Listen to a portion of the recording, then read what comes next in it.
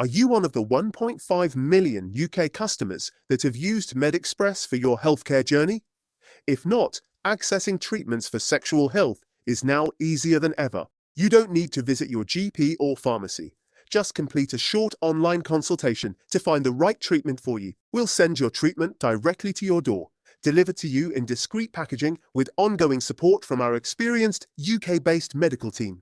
Take the first step towards managing your health concerns with confidence. Visit medexpress.co.uk/podcast to learn more. Scanning for audio.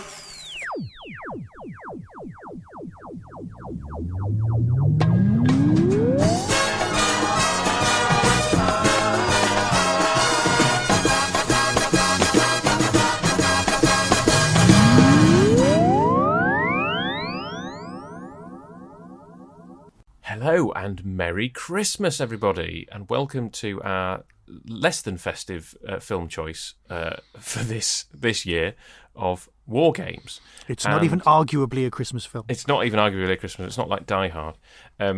So Michael and I are going to talk about Wargames. Before that, I will just say, as it's Christmas Day, this is also the day that Tmudwup returns. So later, well, if you're listening to this on Christmas morning, which of course you will be, then there's new Tmudwup this afternoon. If you're listening to this after that, then you'll have both this and that to choose from.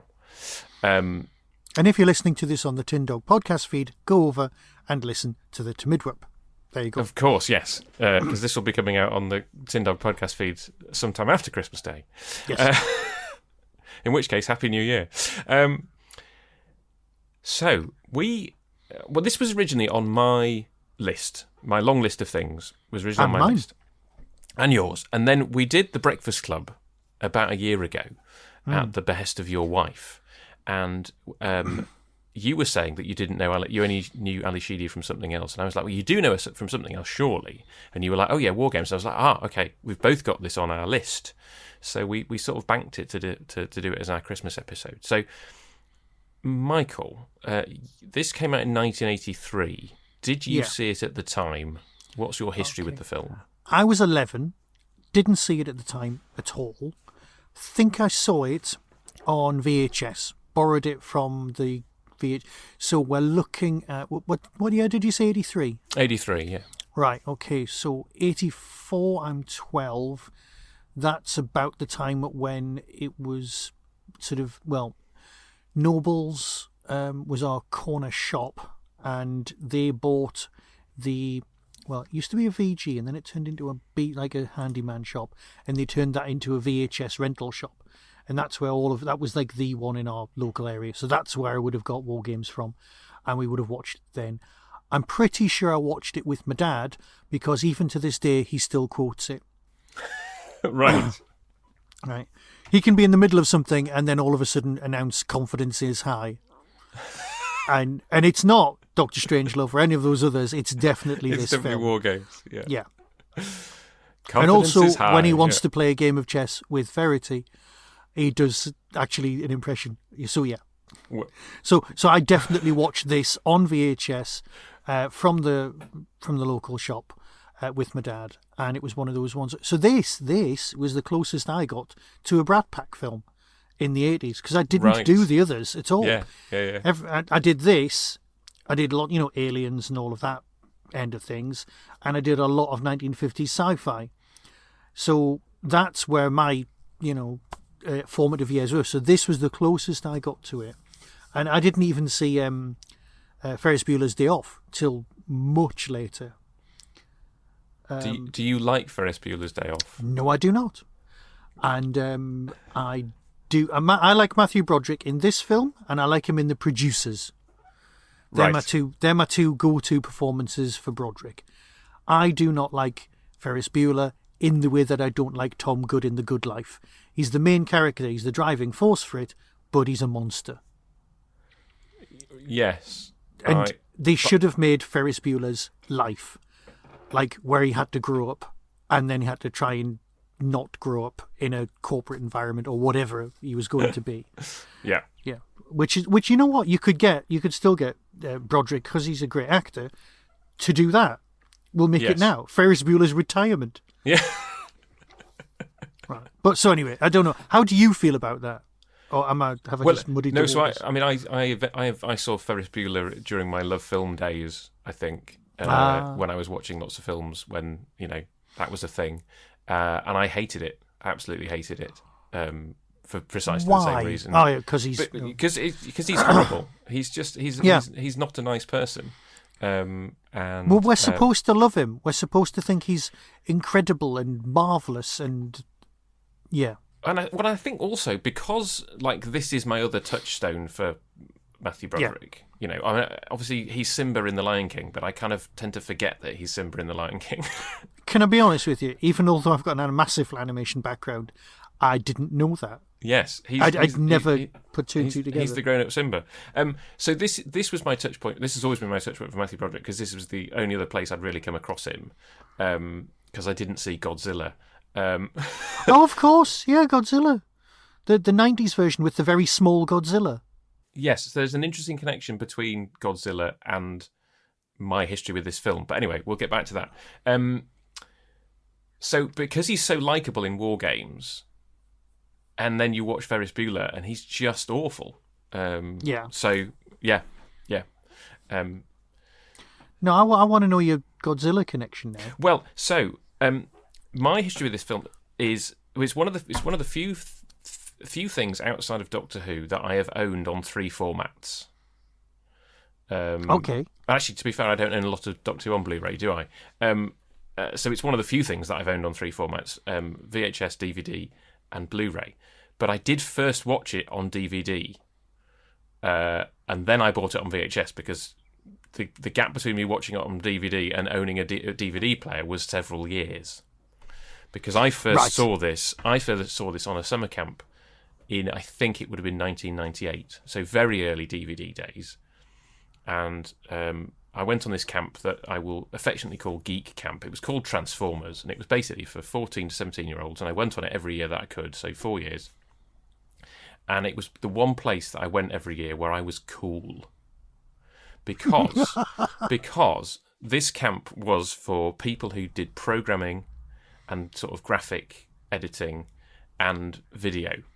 And the people that went on the camp that did video, i.e. me, we were the cool ones, right? Because we weren't the people that turned up with our PC and made a LAN for the week. And all the leaders... Oh, those days are long gone. All the leaders on whole houses. Yeah, exactly. All the leaders on the camp kind of had jobs in software development and things like that. Yeah. So it was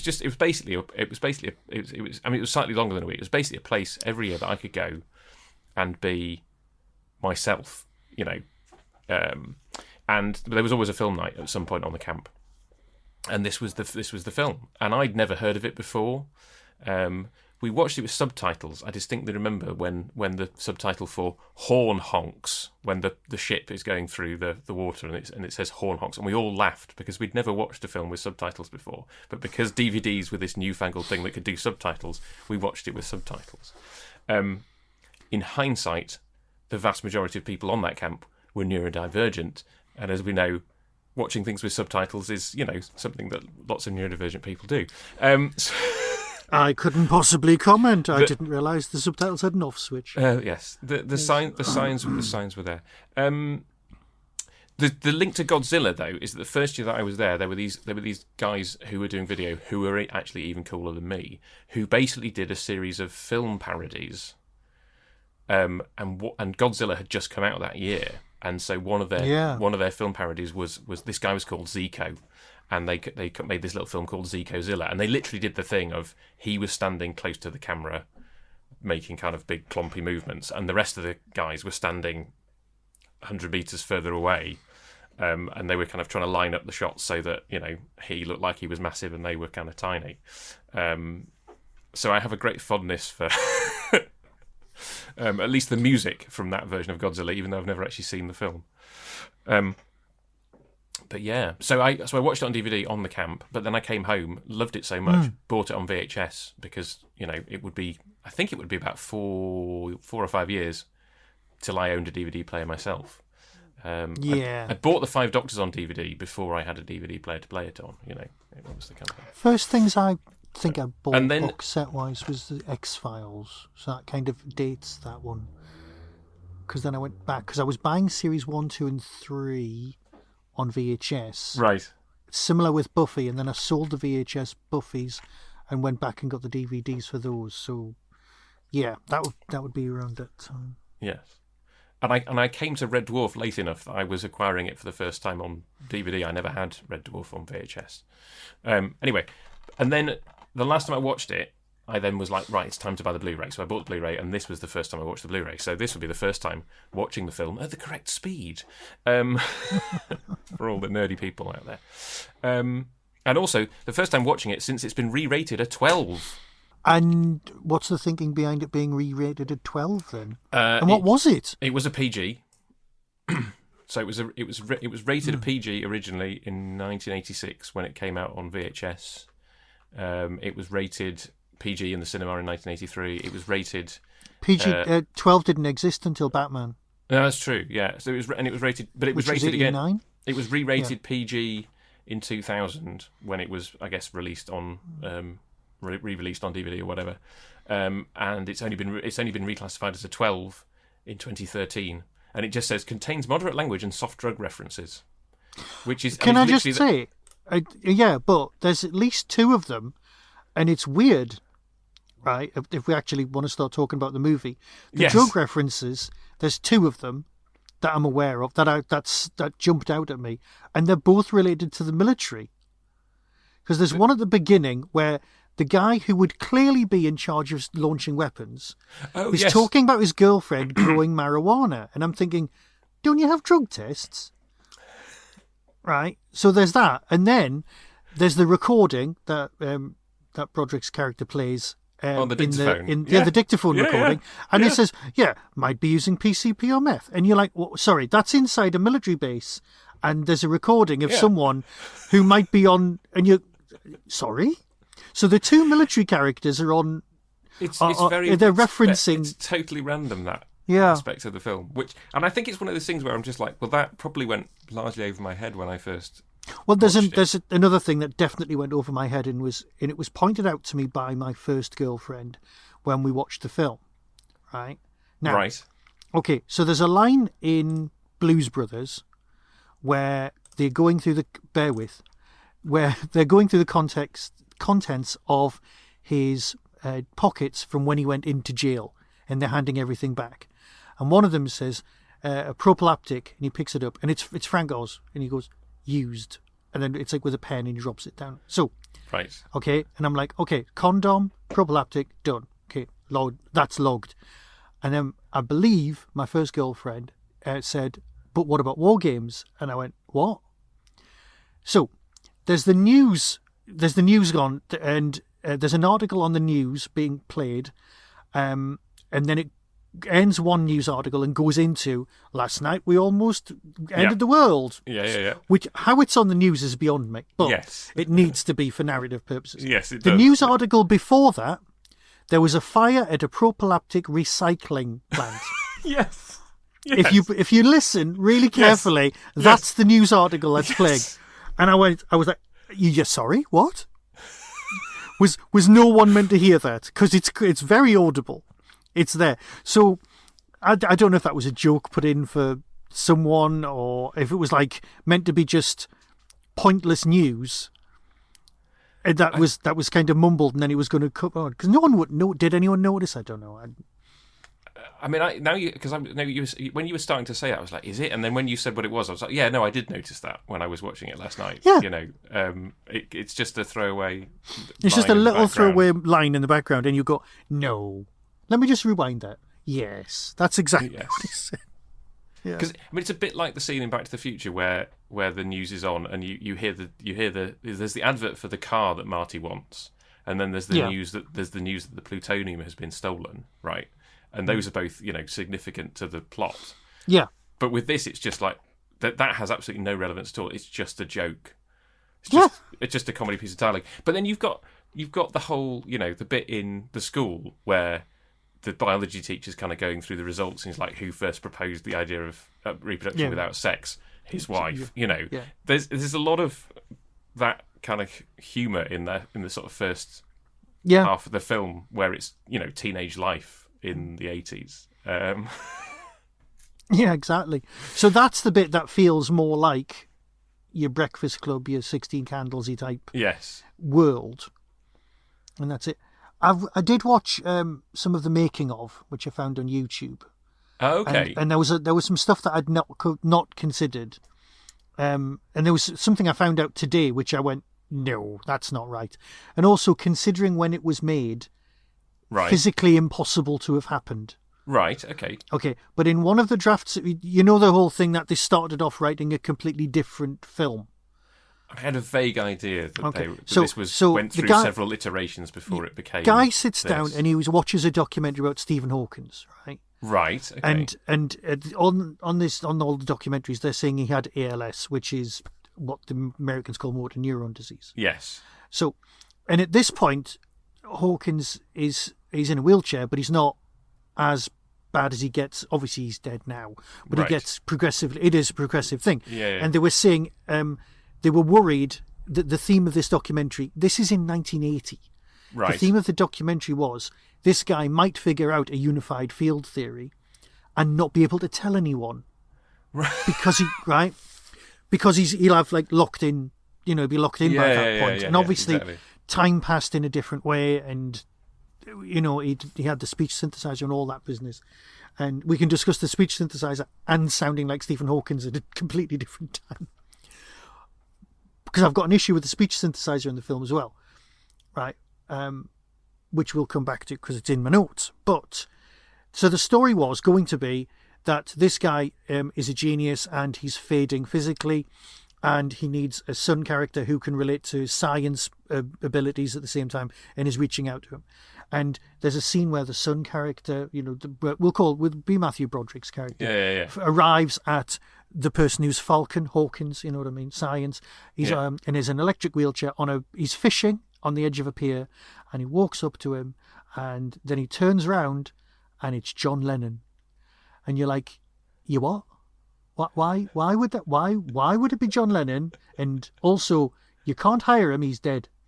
And I know it's the equivalent of getting David Bowie to play a Tesla, but not really. But I guess I mean he was. They've just had the anniversary, hasn't he? So John Lennon was shot at the end of 1980. So if they were making plans in the beginning of 1980, they'd be like, and conceivably that was a possibility.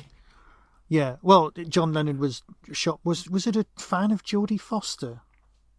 It doesn't matter. Let's not go there. Let's not go down that road now, because that's mentioned in this. It was like the early 80s was a weird time. Fans were turning poisonous and actors were in the White House. It's like it was just a weird time.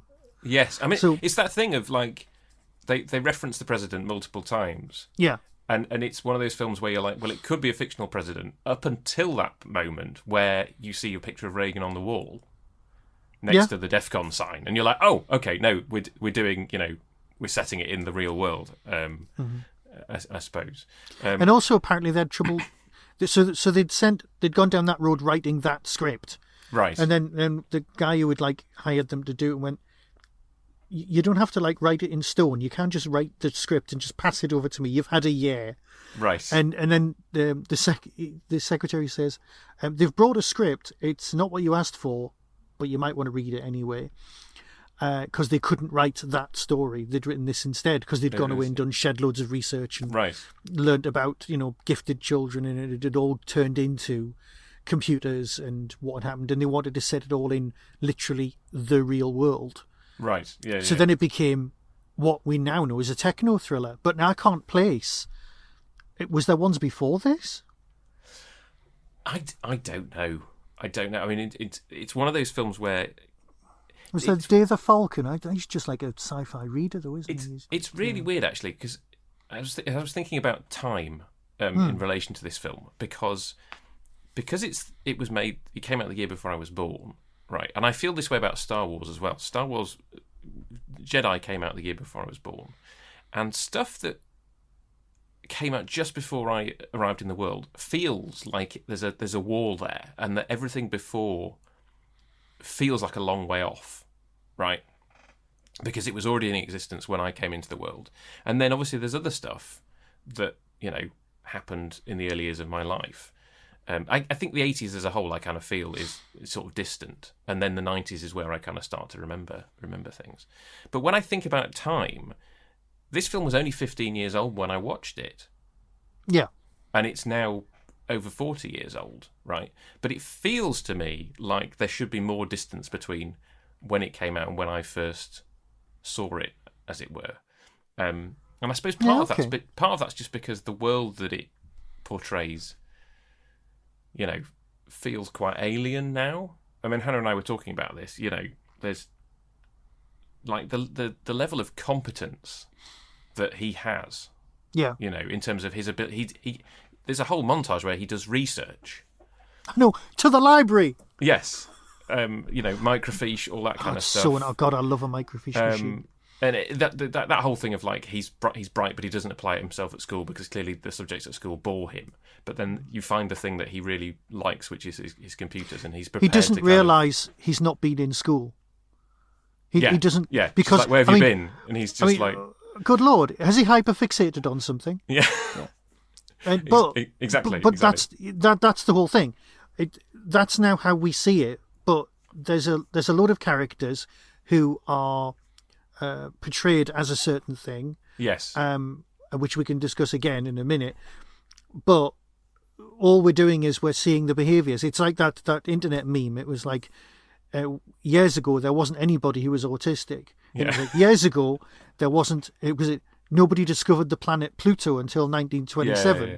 But Yes. I'm pretty sure it was there all along. Yes. And it's that kind of thing. There's characters who are perfectly good at their jobs. Yes. But are quite sociable. And there's one character who is absolutely the guy who's the assistant in the computer lab. Yes.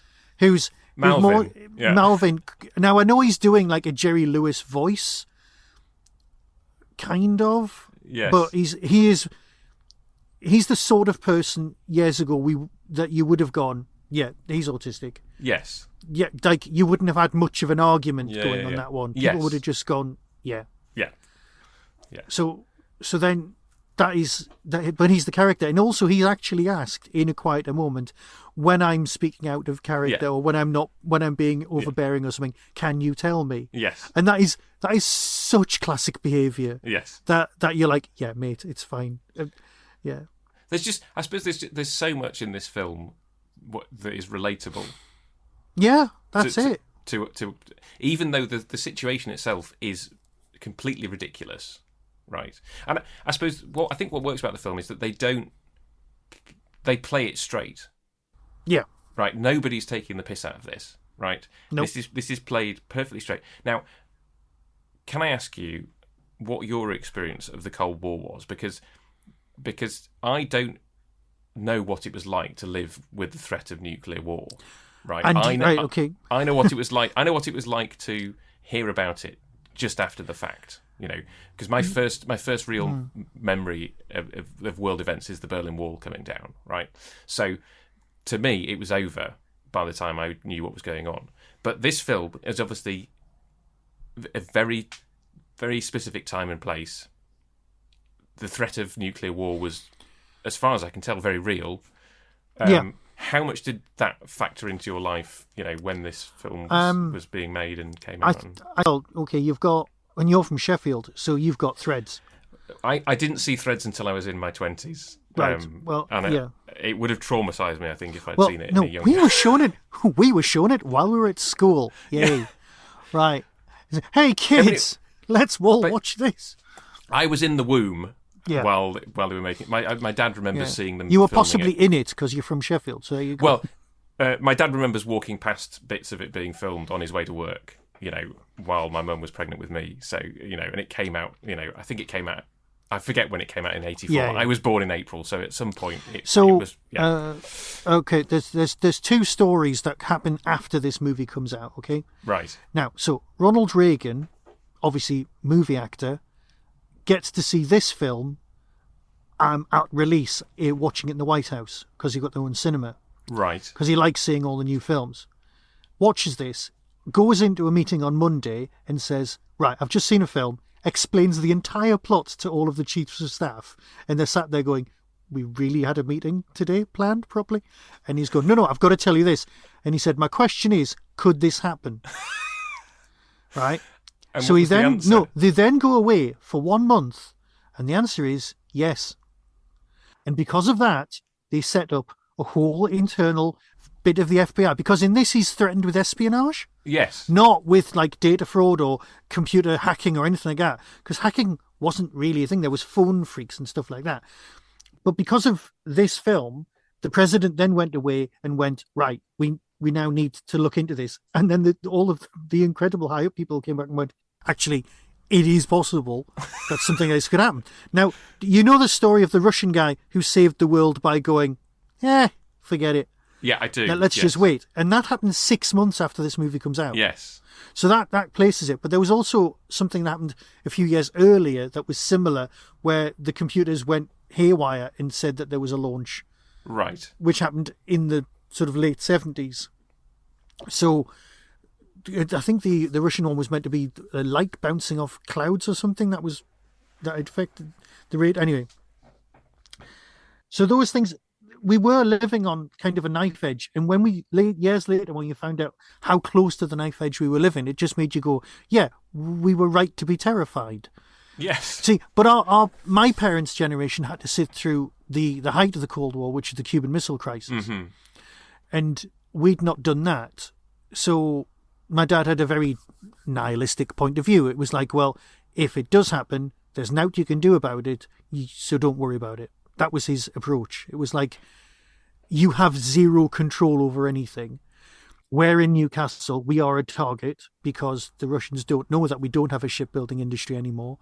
They think we have got a shipbuilding industry, so we are a target, and we've got an airport. We'll be taken out. Yeah. So you'll know about it for about, well, my dad said about 3 minutes. And he was right, because the 4-minute warning was actually for us to alert America that there was something coming. We would already have been taken out, as we Yes. discovered later. So Yeah. although we were supposed to have 4 minutes, no, we wouldn't. We discovered that. That was lovely. And I did get a bit fixated on atomic weaponry at one point, and I did have the blueprints, which were in an album sleeve or something. I knew shed loads about Hiroshima and Nagasaki and the way that there was going to be another place with a bomb dropped on it, but one of the Americans had gone, hey, I had my honeymoon there. Let's not bomb that. Let's bomb somewhere else. It's the whim of people that really scares you. So, yeah, and you were always kind of a bit on edge, and it was in the back of your head. But we never did anything like America with like duck and cover. It was just like this background shadow that you tried not to think about. It wasn't even an elephant in the room. It was like a picture of an elephant Right. that you just kind of were aware of, but you were like, yeah, that's the elephant. It's shit. There's nothing we can really do about it.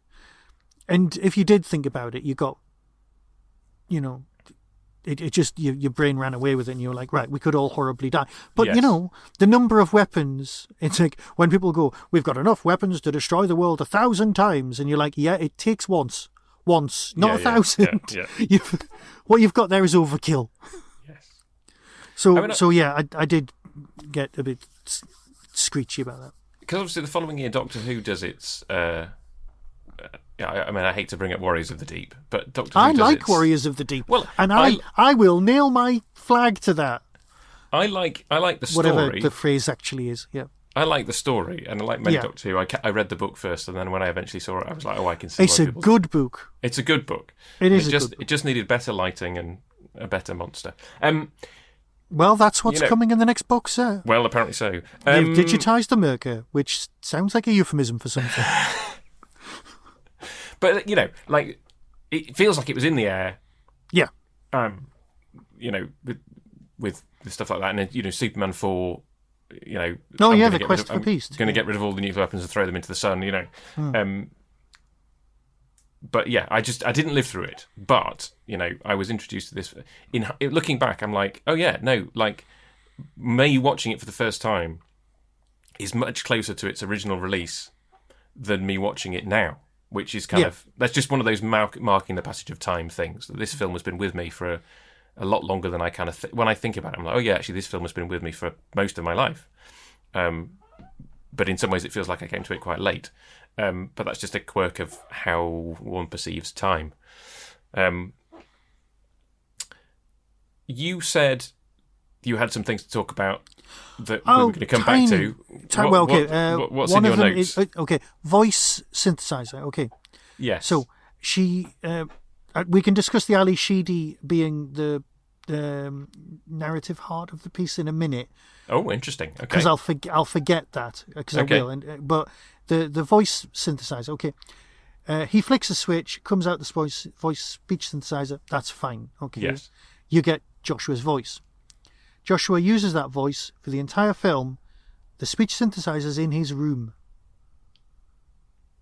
It's only the actual speaker's only in his room. Yes. And then whenever Joshua's like on the big screen or anything like that, we've got the same voice. Right, yes. And I've got no problem with that as a narrative tool. Right. But you just sat there going, did you like the voice? Was there already a speech synthesizer? Stop thinking about it. Stop thinking about it. That's where I'll go. So my thought, and I only really thought about it watching it this time, the synthesized voice sounds like John Wood. Right. I didn't know who it was. Who plays Falcon. And I'm like, is it him doing the voice and they're then kind of treating it electronically? So they're basically giving the computer his voice. Yeah. What you and did I don't know. He made him read the sentences backwards. So he didn't read the words backwards. It wasn't like years left and years left. Anything. And don't play that backwards because that meant nothing. That was just me making a noise. Sometimes my arms bend backwards. Anyway, sorry, I really must get around to a Twin Peaks rewatch. So what he did was they wrote the sentence out, but he made the words come out so that it sounded like when his speech was being synthesized by a machine, it was choosing individual words from its lexicon and then assembling it that way so that the sentence didn't have its natural intonation. Natural rhythm. So the chances are, yes, it was him. They just did that and then they shoved it through a ring modulator or something of that sort. Something of that kind. Yeah. Oh, right. So Reagan. Right. So that makes Reagan do that with his news. Okay. So years later, in fact, not that much time later, he then sees the TV show Aftermath. Was it Aftermath? Was it the warning? It was the American version of Threads.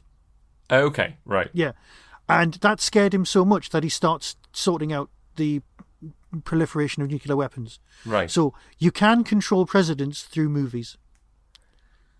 If they're former actors who like movies. If they are former actors who actually can relate to narrative structure and things. But I'm just saying, not control, but you can influence them. So those two things are connected, though. They're both nuclear war and Ronald Reagan actually changing policy because of it. Now, you do end up with a whole American oversight and then overreach with controlling computers and things like that, which come from this, and then they have to redo the laws a few times. And at that point, I stopped paying attention because I don't live in America. But I'm just saying there's that. Okay. Yeah, I mean that whole thing where she's like, how can you afford to kind of phone all these numbers? And he's like, well, there are ways around that. You can go to jail for that. Only if you're over 18. You know, there's it's all so this kind quotable. Yeah.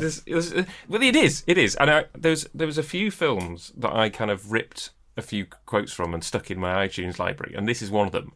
And so there's a few bits from this film that I know very well. We haven't talked about his parents, who are just... I think one of the things I like about this film is that every actor, no matter how short a period of time they're in the film, makes an impact. You know, like the creepy guard who's trying to chat up the I've got notes on that. Yeah, he's horrible, right? You know, you really don't like him, but it's just a really good sex pest guard. I've got written with an exclamation mark. Exactly, but it's the film is full of those little things where you've got these little characters who are just there either to push the plot along slightly or they play a role in the scene. You know, there has to be a guard, and he has to be distracted so that Matthew Broderick can escape. You know, there has to be, and they're like, well, how can we get him distracted? Oh, we're going to make him a sex pest, and you know, and it just, and he plays it with, you know, the right level of creepiness to make every character that part has work. an appropriate arc, regardless of the size. You're dead right. And the parents, going back to the parents, just the interplay between the parents, they clearly don't have a very. Well, I don't know. Maybe it's one of those marriages that it works for them. They're both out working. They don't notice that their son hasn't been at school for a week. She is on a health food thing and does raw corn, and he clearly hates the idea of eating raw corn. They've got the ongoing back and forth, like, make sure you put the lid on the bin so the dog doesn't crap in it, Which saves the world. There's two moments that save the world, right? Okay, go on then. Which side would you like to be on? Oh, yeah. Okay, so he chooses Russia. If he chose America, he could just launch the missiles immediately and he'd be launching his own side and then take out Russia. That would be the end of the film. True. That would be the end of the world. Yeah. That's a good point, Right? And also, because of that business with the bin lid, that's when he pulls the plug and all of the missiles vanish from the screens because they'd already launched the Air Force, the interceptors and all that business at that point on the original. That is a good point. So without that bin moment, which seemed so small earlier on, it's like, remember to put the lid on. Yeah. It's a pointless thing to say. Yeah. But it's there. It's just, I guess what we're saying is it's a very well crafted piece of cinema. When both they say in terms it took of the a script, right, you can see it went through time and time and time again. Yeah. Right. So Ali Sheedy. Yes. When I was saying she's the emotional heart. Now, unfortunately, because I've watched it a few times now before we've had this chat, I've begun to see some more cracks. Okay. And it's like, and I'm not. That sounded wrong and rude, and I do apologise. So, she turns up. She's there and instigates the Joshua discovery of the name. Yes. Right. And he stops her talking. Now, she's either talking about the death of her father or an illness her father's had, and Matthew Broderick's just very rude and just speaks over it. Because he's suddenly twigged in his head. Because he's had his twigged. He's had his moment. Because he's gone, oh, it's Joshua. But she's the one who's made him see the world differently. And then there's a bit later on in the film where with almost exactly the same outcome, where she's talking and that makes him see something different and have his eureka moment, take him out of himself and do that. So that happens twice in the film. And they're really important, pivotal moments for the movie. Yes. So she's instigated them, but also she's been ignored by what she's actually saying, which is classic Doctor Who companion work stuff. But it happens twice, and she's the reason the movie goes on and develops. But also, I suppose you get the bit where she's got plans for the future. Yeah. That moment of quiet on the beach, where the reality and the enormity of what's actually going to happen before Falcon turns up in the helicopter, because he's phoned someone using a phone he doesn't have, to get some help. Yeah. Well, no, he just doesn't have a terminal. He might have a phone. He doesn't have a phone because it's not listed. He's extra. It's not listed. He's extra. There you go. You've solved that problem. Yes. With a simple solution. Yes. I mean, yeah. I think that whole the whole bit on the island with Falcon, where he shows them the Harryhausen-esque, or it may even be. Is it actually Harryhausen?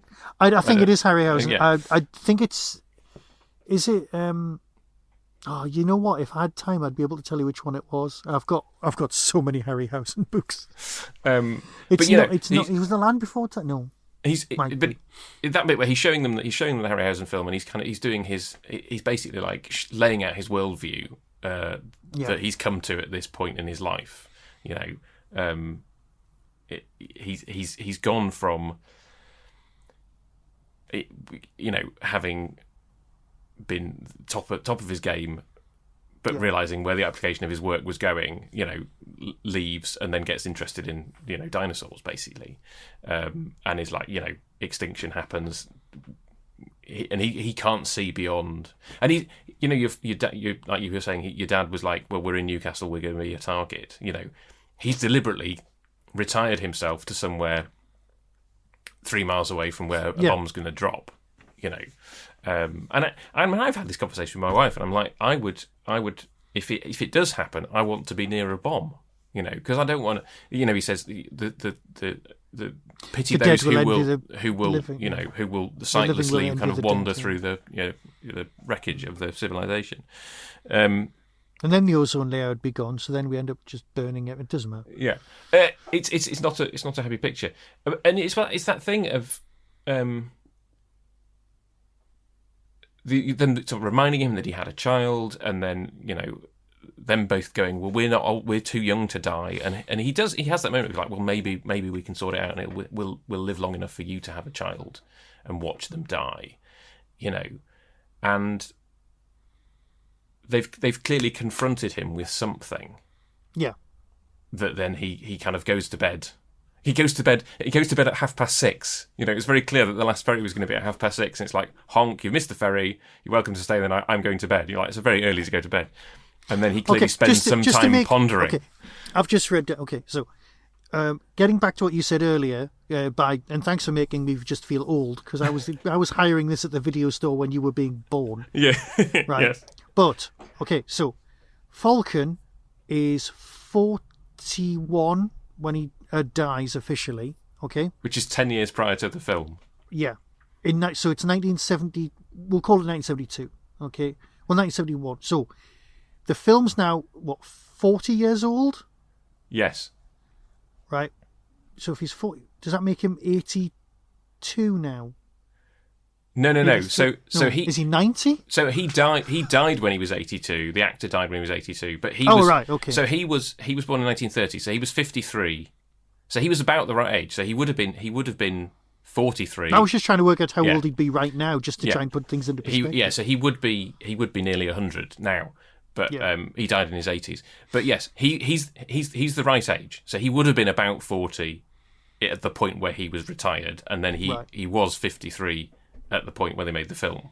And I that whole thing about 41 is old. These 17-year-olds going 41 is old, and I'm like, which is what I texted you. You texted me that. For God's sake, and I'm 53 now. I'm exactly 41 watching it this time. So, and also that bit where they're watching the VHS tape, and she's like, he's so good looking, Yeah.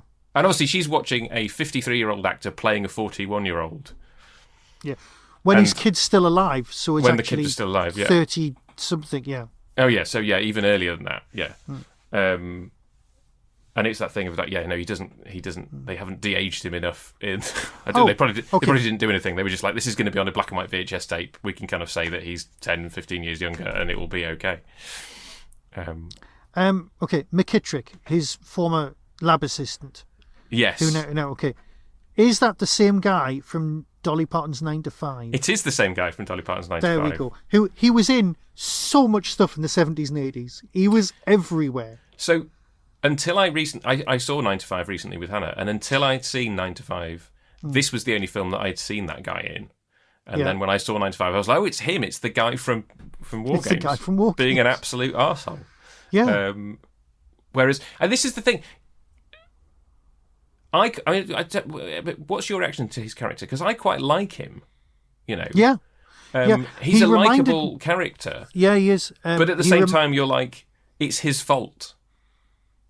Because they have the whole setup at the beginning of the film with him from West Wing and him from Quentin Tarantino movies, John Spencer and Michael Madsen, them not being able to, John Spencer not being able to turn the key. You have that whole thing that sets up. Without that bit, the rest of the movie doesn't work. I'd not realised that's who it was, but of course it is. Yeah. That's the whole. You have to set that up so that we can have the whole kind of like, there aren't any men in between, therefore we can't stop the bombs launching. And it's all his idea. And I love the bit where the general's like, what does he say to him? He's like, your new idea sucks, and he's like, I don't have to take that from you, you pig-eyed sack of shit.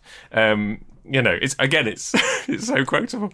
But I still, and again, I guess he's quite a likable actor. Yeah.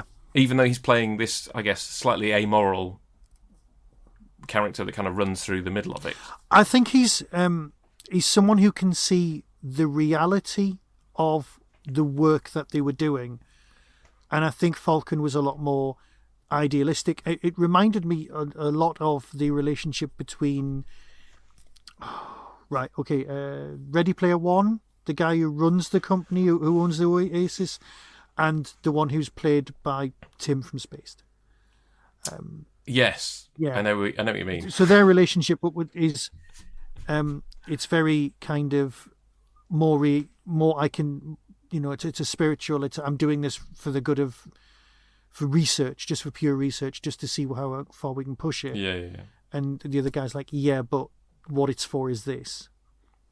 And yeah, McKittrick's a great character. They're all very, very, very cool. And then you have the general, who is. I think he was the only person who was recast when they changed directors. Oh right, interesting. Because they had one director and they weren't and the producers were going, it's not. There's something wrong with it, but we don't know what it is. Right. And then they got a new director in, and he watched the rushes and he went, I've read the script and I've seen what you've done. They're not having fun. In the first 20 odd minutes of the film, they're supposed to be having fun. Yes. And then he went away and did that. But because they changed director, Ali Sheedy and Broderick were a bit kind of nervous about the whole, oh my God, there's a new director, we might get fired next. And it took them ages to break them, and they did loads and loads of takes. And eventually the director, because this new director's a lot more chilled, and he was like, yeah, we've done it now, we've done 2 takes, we've got everything we need. And all the crew were like, should we not do some more for safety? And they went, no, we've got everything, we'll just move on. And apparently both of the actors were like, okay, we didn't know we could do this.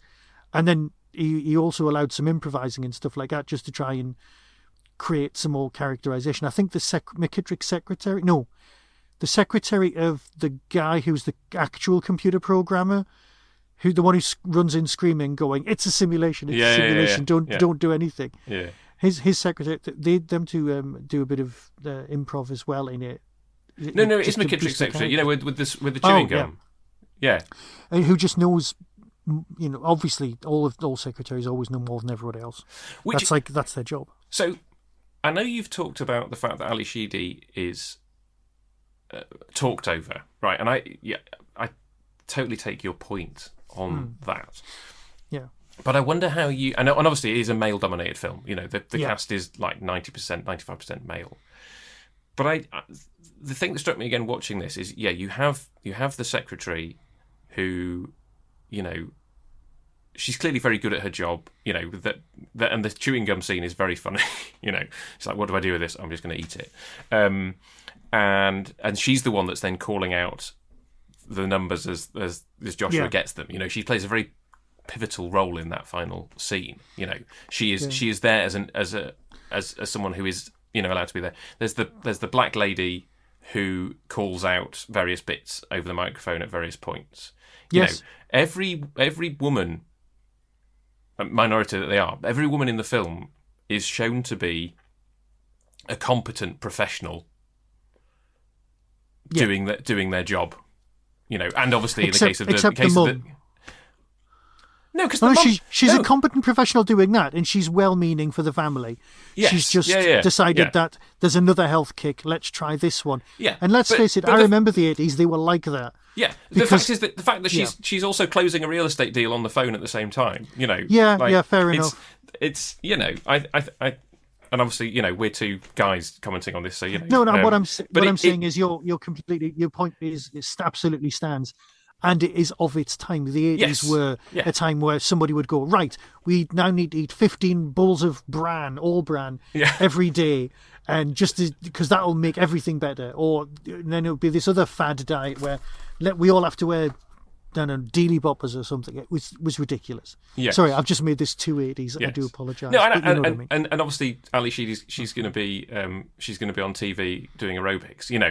Yes. There you go. There was leg warmers everywhere, as far as the eye could see.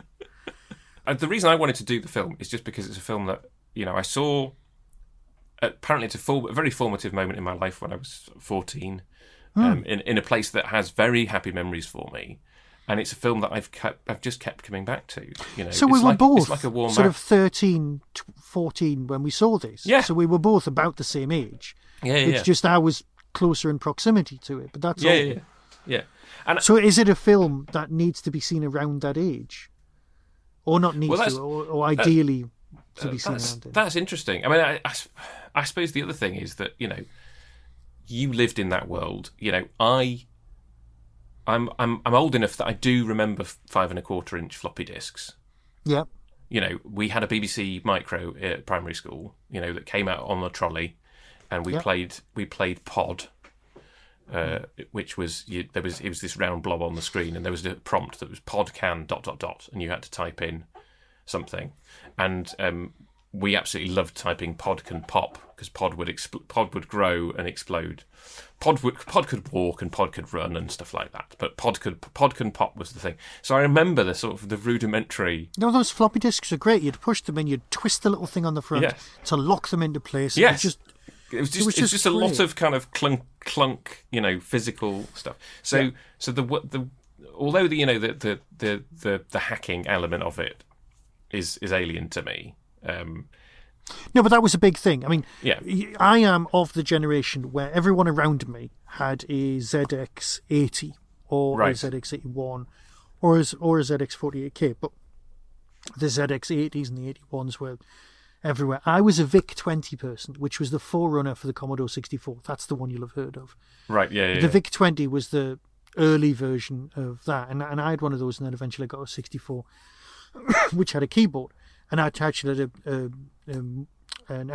proper musical keyboard as well that you could plug in at the back, and it had cartridges and everything. And I thought it was everything. And the reality was, you'd get a magazine and 3-4 pages of just text. You'd have to type it in, and then at the end you'd press enter, and then you'd type run, and then it would just crash because you'd put a $sign in the wrong place or something. Yeah. So you can imagine, dyslexic, yay, trying to write tiny text and learning programming. It's enough to put you off. Wow. But then you discover games which are on tape, and you can just play games. So that's the point where you go, I'm not going to be a programmer, I'm not going to be a hacker, I'm not going to do any of those things. What I'm going to do is I'm going to use it for something else. Yeah. And then you try it as a word processor, and eventually you end up with an Amstrad 9512. Yes. But those early years were people programming and learning on Spectrums using BASIC, and using the BBC basically. You were using them. We had the BBC computer singular, one computer in the entire school. Like you said, we'd wheel out in a trolley, and that was it. So yeah, with those, we learned about that. But then you had spin-offs from this that used, because the technology in this is arguably kind of real world. Yeah. I would say. Although apparently someone who works at NORAD saw this and went, I wish ours were that nice. Our screens are nowhere near as good as that, because they were still using like 1950s graphics, or being pushed on a piece of plastic and stuff like that to mark. Well, that's the other thing is just the level of graphics that had to be produced. Yeah, and not only produced to go on film, but to be produced to go on those screens. Well, like apparently live. it was the biggest sound stage that MGM's got in America, not the one that was here, and it was the same sound stage they'd used for the Wizard of Oz, for the Yellow Brick Road, for the Munchkins. Wow. Okay. And they had it cost them. It was that set cost them $1 million. That most of the budget went on that, because none of the graphics were computer graphics, or they were, but they'd been filmed, and then they had to be projected and scene synced. Well, time synced with the filming ones. Yeah. And the monitors as well had to be, controlled, just like we discussed on UFOcast, to make nothing strobe. Which so I thought was everything ironic, because there's the one shot in his bedroom where it does, where they're watching something on the TV screen and it strobes, and you're like, oh. They could have made an effort to. Yeah. Anyway, it was one of those tiny things. But yeah, I also love that initial pan across, because the guy walks in and it's completely silent, and then as the camera moves across and lifts up, the sounds that you then come to associate with the room kind of kick in, and it's just a lovely moment of sound editing. So here's the non-Doctor Who connection. Right. It's Cheyenne Mountain. Isn't Right. that where Stargate is? I don't know enough about Stargate lore. I'm pretty sure to know. that is where the Stargate is, inside that mountain. Oh, well. I'm thinking that the next room along from the Wargames control Is the Stargate. is Stargate. Maybe, maybe not. But so go back to the question. Yeah. Is this a film to watch when you're 13 or 14? You watched it at the time, pretty much. I watched it, 14 years later when I was 14. But enough of the world was still the same.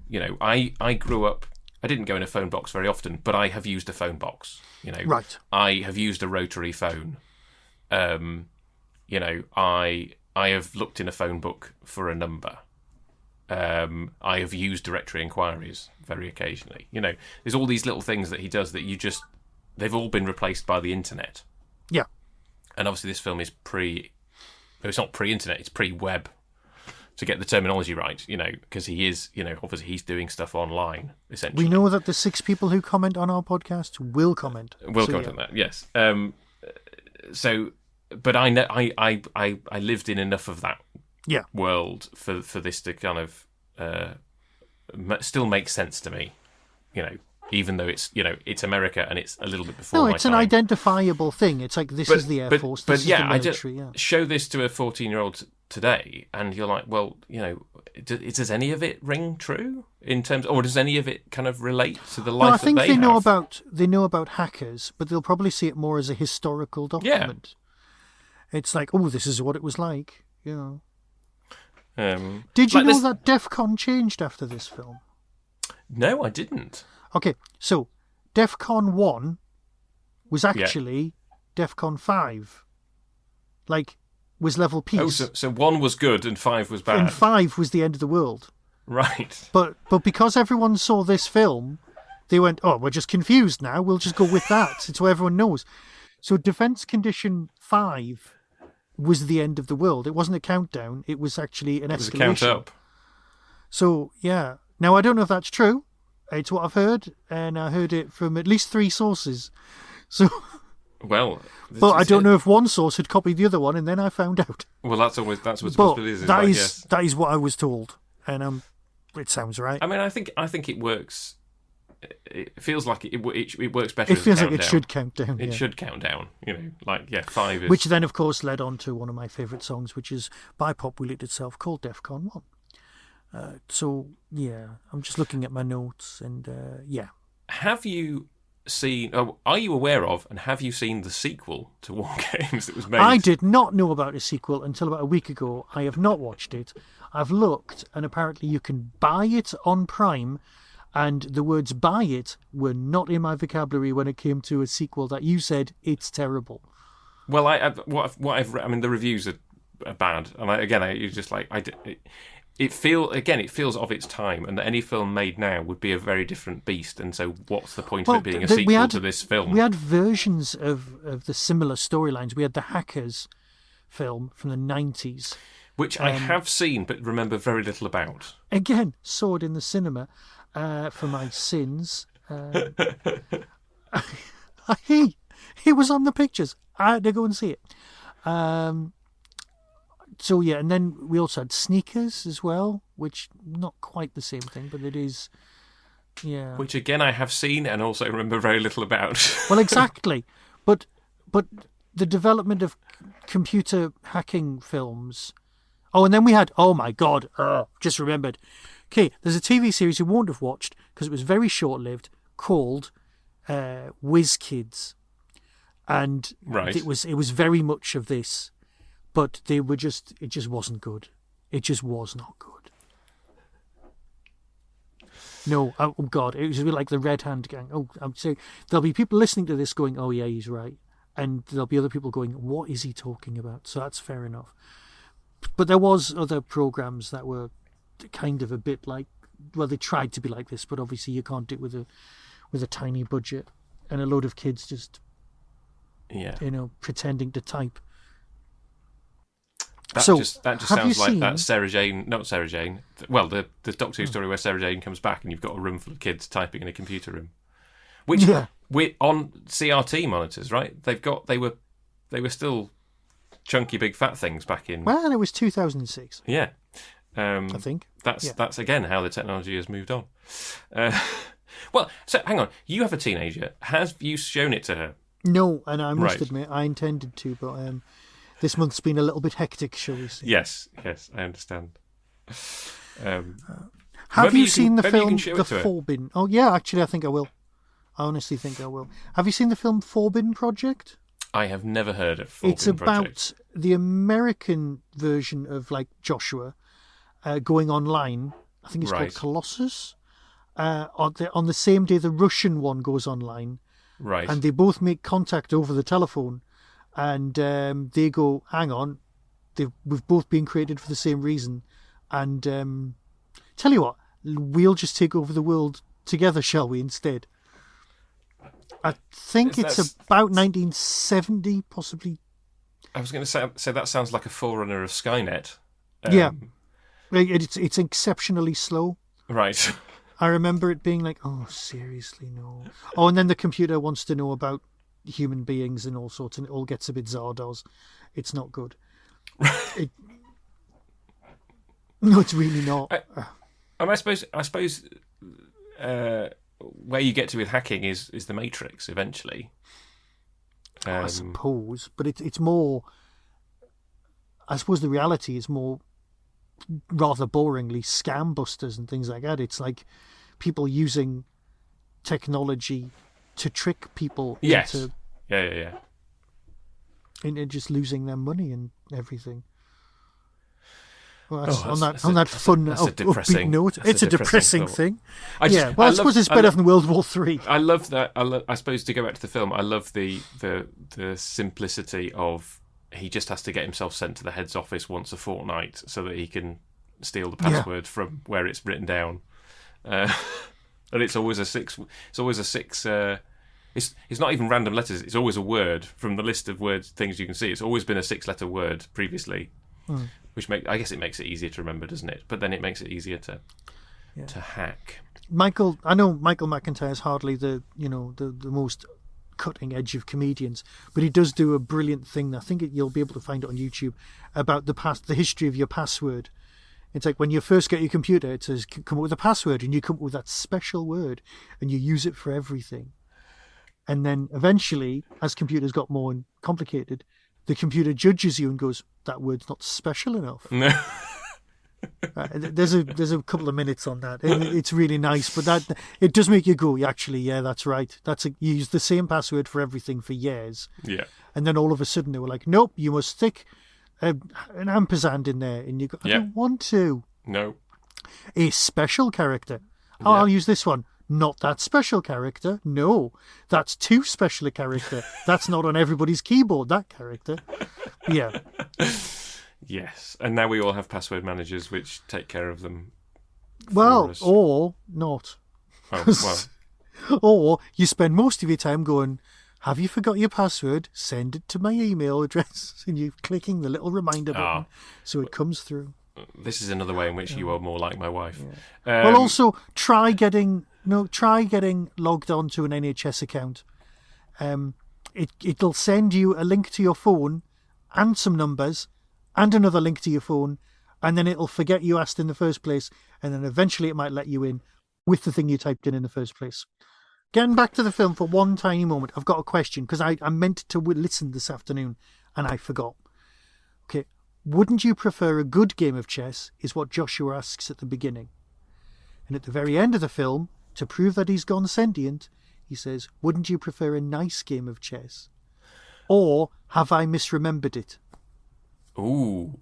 If you'd asked me, I would have said he says nice in both situations, but I would have to check. I'm also going to, but I can't, Yes. Yeah, interesting. No, it might be that it's changed. I've been thinking a lot about AI of sorts of late, because as a sci-fi fan, we were always kind of, Asimov's going to save us with these laws of robotics that's built in. Yes. And these last few weeks I've gone, hang on, they're the one things that new robots don't have. And why are they being called humanoids? Yeah. What's wrong with the word android? We had android for decades. Almost a century we had the word android, and now they're going humanoids. No, humanoids are people. We're humanoids. We are the humanoids. They are robots. Yes. They are basically Terminator killing machines. There's a line in Terminator when she says, when she's talking to Reese, going, we haven't got machines like that. And he went, no, but you will have. Give it 40 years. It's 40 years. We've got them now. Right? I've seen them. They're only being designed to be soldiers. That's it. That's the entire purpose of them. They haven't got any other purpose. Why bother to make a machine that looked like a human unless you're going to do something dodgy with it or something dodgy with it? Right? Okay. Right. And you can work out which dodgy I meant later on. But Yes. that's it. It's like, can you hold a gun and run faster than another soldier? Yes. Will you follow orders without any questions, and are you expendable? Yes. There you go. We've designed more soldiers. Brilliant. The only thing that could save us is by having the same robot on both sides. Or perhaps somebody taking over.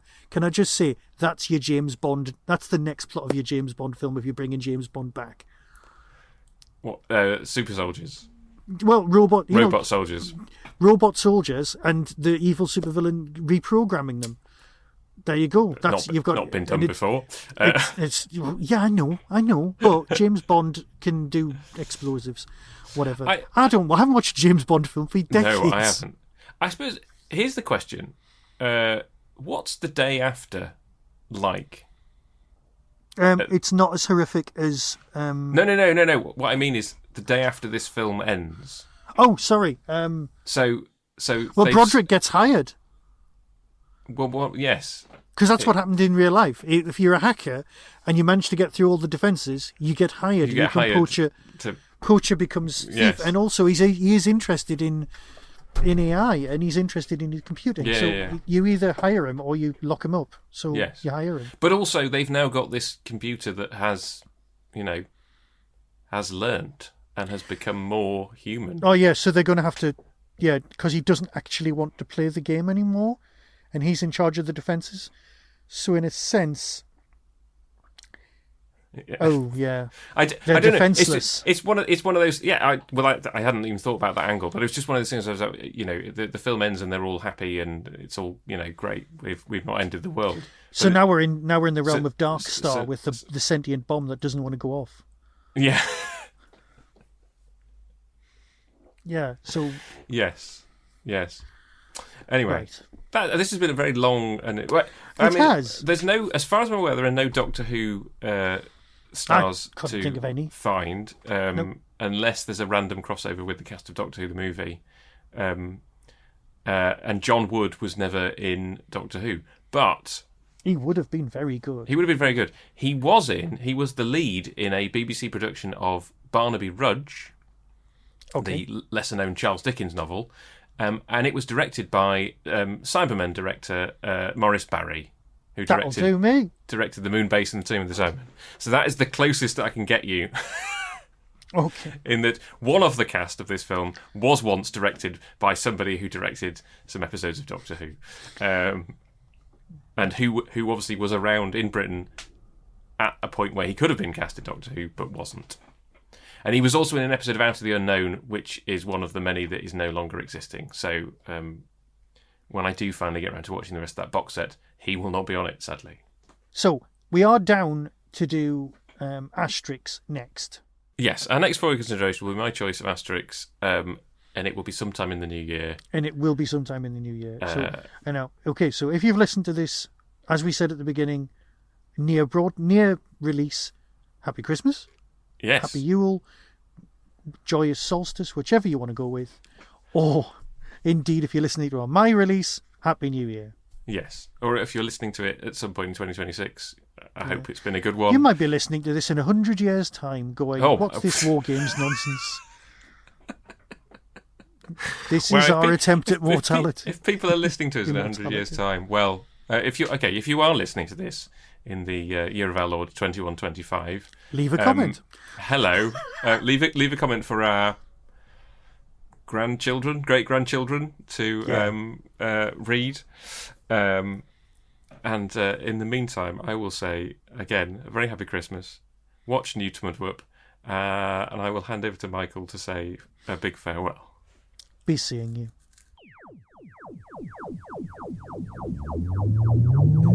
That was the Tin Dog Podcast. All topics discussed are the intellectual property of the copyright owners. No infringement is intended. why not follow the show on Blue Sky at tindogpodcast.bsky.social. If you've enjoyed this podcast on YouTube, please click like and subscribe. To contact the show, email tin-dog@hotmail.co.uk. The Tin Dog Podcast is a founder member of the Doctor Who Podcast Alliance.